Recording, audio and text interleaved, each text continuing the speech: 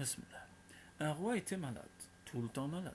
Plusieurs médecins l'examinèrent et lui dirent: rien ne pourra être utile si ce n'est le lait de lion.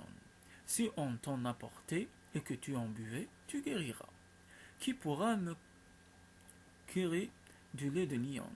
Qui le pourra? Dit le roi. Celui qui m'en apportera, je le nommerai vizir.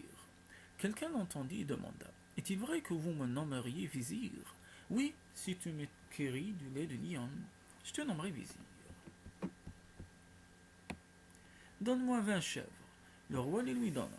Il les prit, alla à l'antre des lions, il regarda, découvrit des lionceaux et ce qu'une lionne doit y allaiter.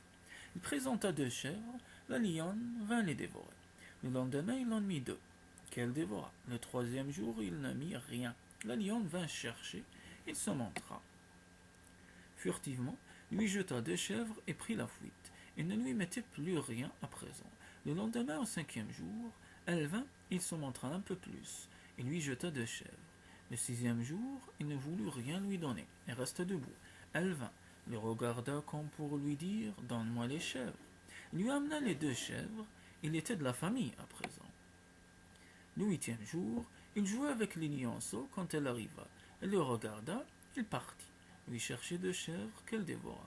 Ensuite, elle s'étendit par terre, les lionceaux vinrent téter. Quant à lui, il apporta un récipient, attrapa une des mamelles, se mit à la terre comme les autres petits, puis s'en alla. Sur le chemin du retour, tout content, il s'endormit. Ses organes se disputèrent, les mains dirent: sont nous qui avons trait, point de bonheur. Les yeux dirent: sont nous qui avons vu. Les jambes dirent: sont nous qui sommes venus ici. Chacun des organes du corps prétendit que le mérite lui revenait. Alors la langue dit: et moi? Quoi, toi? Lui répondit-on. Tu es emprisonné par 2 portes, des lèvres et des dents que tu te fourres parmi nous.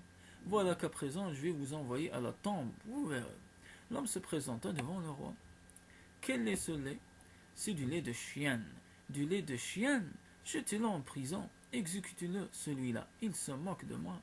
En le jetant en prison, il s'y endormit, ses organes se retrouvèrent. Alors leur dit la langue: tu es tout, nous répondit-on. Voilà que vous êtes au bord de la tombe. Avouez-vous votre défaite? Nous avouons.